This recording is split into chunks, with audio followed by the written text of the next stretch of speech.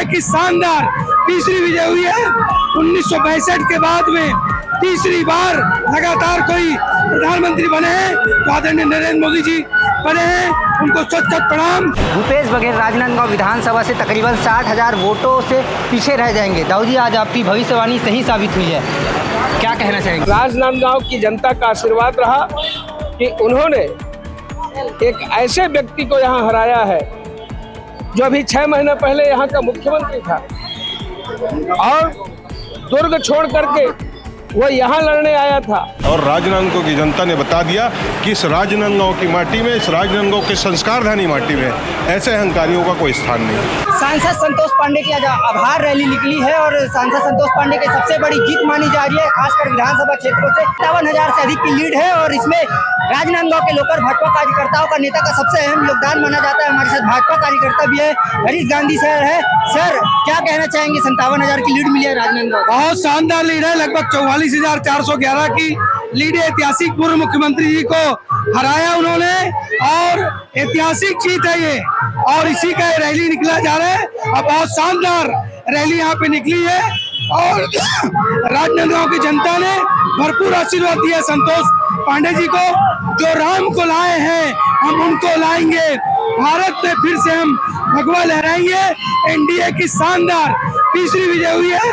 1962 के बाद में तीसरी बार लगातार कोई प्रधानमंत्री बने हैं तो आदरणीय नरेंद्र मोदी जी बने हैं, उनको सच प्रणाम।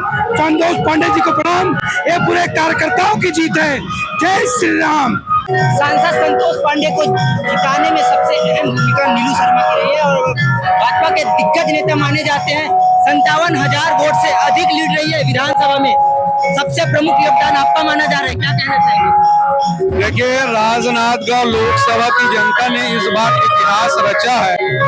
पूर्व मुख्यमंत्री भूपेश बघेल को वापस दुर्ग भेजने का काम राजनांदगांव की जनता और कार्यकर्ता ने किया है। आज सांसद बनने के पश्चात राजनांदगांव विधानसभा के जनता के बीच में सांसद जो है वो अपना धन्यवाद रैली निकाले हैं और आप देख रहे हैं कि सारे शहर के प्रमुख मार्गों से होते हुए यह धन्यवाद रैली जो है वो निकली हुई है और जनता में भी काफी उत्साह है। कार्यकर्ता जिस तरीके से इस लोकसभा चुनाव में मेहनत की है उसका परिणाम हुआ कि एनडीए की सरकार और नरेंद्र मोदी जी इस देश में तीसरी बार प्रधानमंत्री बने हैं और राजनांदगांव ने भी इतिहास दोहराया है कि दूसरी बार भारतीय जनता पार्टी का सांसद जो है यहाँ से चुन के गया है और भूपेश बघेल के अहंकार को राजनांदगांव की जनता ने जो है वो उनको पराजय के साथ उनको यह बताया है कि आपकी वापसी जो है हमने दुरुस्त तय कर दिया है। व्यक्तिगत तौर पे आपको ऐसा लगता है कि भूपेश बघेल की हार का प्रमुख कारण उनका अहंकार ही है? देखिए, 5 साल जब वो मुख्यमंत्री रहे तब राजनांदगांव की जनता के साथ उन्होंने जिस तरीके से बदलाव की राजनीति की और जिस तरीके से यहाँ सरकारी विभागों को उन्होंने दुर्ग और रायपुर शिफ्ट करने का काम किया, 5 साल में जो भ्रष्टाचार उन्होंने किया, 5 साल में उन्होंने जो विकास को रोकने का काम किया, 5 साल में नांदगांव की जनता के साथ उन्होंने जिस तरीके से दुर्व्यवहार किया है वो राजनांदगांव की जनता ने दिखाया और राजनांदगांव विधानसभा ने तो इतिहास रच दिया।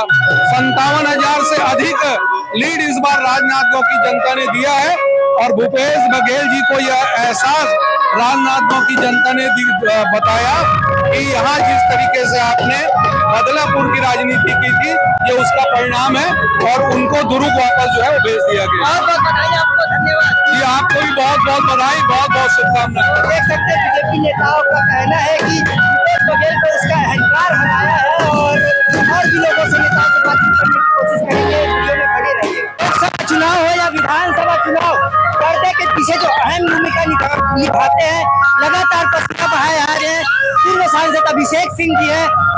राजनांदगांव की जनता ने आज भारतीय जनता पार्टी को 57,000 वोट से लीड दिला दी है। तो पार्टी को 57,000 वोट से लीड दिलाई है, क्या कहना चाहेंगे? ये राजनांदगांव की जनता को प्रणाम करना चाहता हूँ, राजनांदगांव के कार्यकर्ताओं का शत शत नमन करना चाहता हूँ।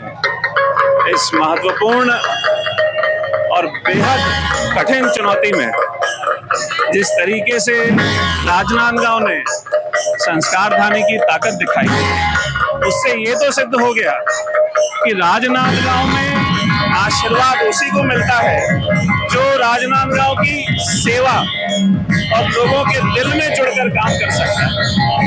भारतीय जनता पार्टी की परंपरा लगातार नांदगांव के हित में काम करने की जो रही है, उसका मान राजनांदगांव ने जो आशीर्वाद दिया है, हम सब शत अभिनंदन करते हैं। व्यक्तिगत तौर पे भूपेश बघेल की हार का प्रमुख कारण क्या मानते हैं?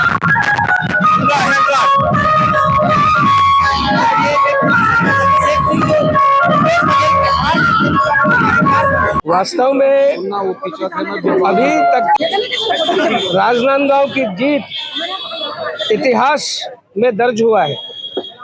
अभी तक जिस प्रकार से रिपीट हुए, जैसे कैंडिडेट रिपीट किया गया और जीत भी उसी प्रकार से लगातार हुई, मैं ये कह सकता हूँ कि राजनांदगांव की जनता का आशीर्वाद रहा कि उन्होंने एक ऐसे व्यक्ति को यहाँ हराया है जो अभी 6 महीने पहले यहाँ का मुख्यमंत्री था और दुर्ग छोड़ करके वो यहाँ लड़ने आया था।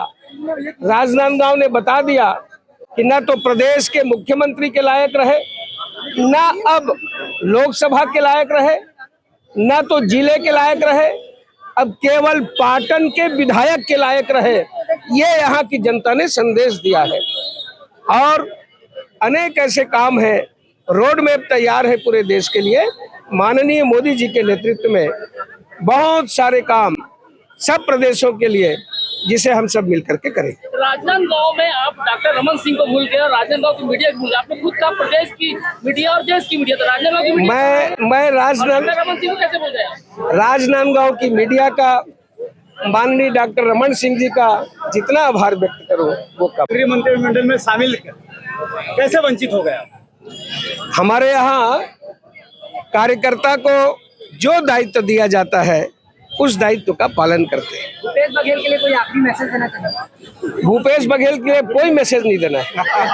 भारतीय जनता पार्टी की आभार रैली समाप्त हो गई है और बारिश के कारण आभार रैली को समाप्त करना पड़ा है और हमारे साथ सुरेंद्र दाऊ जी है, क्योंकि इन्होंने भविष्यवाणी की थी कि भूपेश बघेल राजनांदगांव विधानसभा से तकरीबन 60,000 वोटों से पीछे रह जाएंगे। दाऊ जी, आज आपकी भविष्यवाणी सही साबित हुई है, क्या कहना चाहेंगे? आपके दर्शकों को सबसे पहले नमस्कार करता हूँ। और ये मैं कोई भविष्य वक्ता तो हूँ नहीं, लेकिन परिस्थितियाँ ऐसी थी और आदरणीय भूपेश बघेल जी ने जो 5 साल जो राजनांदगांव की अवहेलना करी थी, जो राजनांदगांव के लोगों का तिरस्कार किया था, राजनांदगांव के कार्यकर्ताओं को उन्होंने जो दुर्व्यवहार उनसे जो किया था, उसी दिन ये बात तय हो गई थी कि वो राजनांदगांव सहित पूरे लोकसभा क्षेत्र से बुरी तरह हारेंगे। और मैं आपके माध्यम से राजनांदगांव की जनता को, राजनांदगांव की इस माटी को, राजनांदगांव के सारे कार्यकर्ताओं का धन्यवाद ज्ञापित करना चाहूँगा कि उन्होंने अपने कार्यकर्ता, अपने बच्चे के,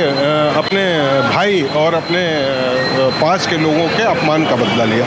तो संतोष पांडे की जीत की वजह से भूपेश बघेल की यहाँ नज़रअंदाजी रही?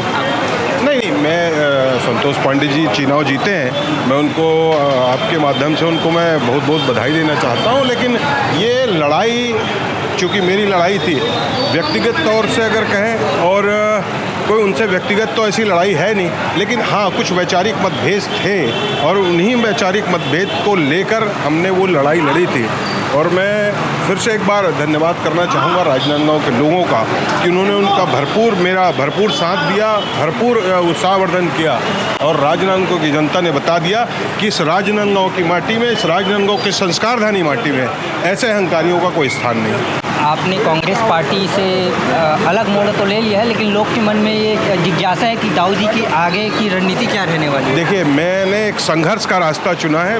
मेरे पिताजी ने मुझको सिखाया और मैं आदरणीय विद्याचरण जी के साथ में मैंने राजनीति शुरुआत करी और उन्होंने सदैव कहा संघर्ष करना सिखाया है और मेरे पिताजी ने मुझको संघर्ष करना सिखाया है। आगे भी राजनांदगांव की समस्याओं को लेकर मेरे गांव के कार्यकर्ताओं की, मेरे राजनांदगांव गांव के जनता की जो समस्या होगी, मूलभूत जो समस्या होगी, उसको लेकर मैं आगे बढ़ूंगा और मुझको विश्वास है इस राजनांदगांव की माटी पर, यहाँ के लोगों पर, वो भरपूर आशीर्वाद मुझको कल भी दिया था उन्होंने और आज आगे भी देंगे। तो ये थे पूर्व कांग्रेसी नेता सुरेंद्र दाऊ जी, जो अचानक हमें मानव मंदिर में मिल गए, चाय पीते नजर आए। तो हमने सोचा कि क्यों ना उनसे बातचीत की जाए, क्योंकि आज उन्होंने जो भविष्यवाणी की थी वो बिल्कुल सही साबित हो गई है। और वीडियो में आप आगे देखिएगा संतोष पांडे ने क्या कहा। धन्यवाद। रैली में विपरीत प्रतिकूल मौसम में भी और राजनांदगांव के क्षेत्र के कार्यकर्ता जिस प्रकार से अपने क्षेत्र में राजनांदगांव में वोट मांगने के लिए निकले थे, आभार प्रदर्शन भी आपने उसी प्रकार किया। हमारे जो मंच में खड़े हुए कार्यकर्ता है, पदाधिकारी है, मेरे सामने जितने देवतुल्य कार्यकर्ता है, राजनांदगांव वासी भाइयों बहनों, मैं आम मतदाता राजनांदगांव की देवतुल्य आम मतदाता जनता नागरिकों को, यहाँ के व्यवसायी बंधुओं को, यहाँ के निवासियों को, यहाँ के नौजवानों को, यहाँ की माताओं को, यहाँ के बुजुर्गों को मैं झुक करके प्रणाम करता हूँ। और मैं यदि इस जिंदगी में भी यदि चाहूँ तो मैं राजनांदगांव का ऋण कभी नहीं चुका सकता। वो आशीर्वाद आप लोगों ने मुझे दिया है।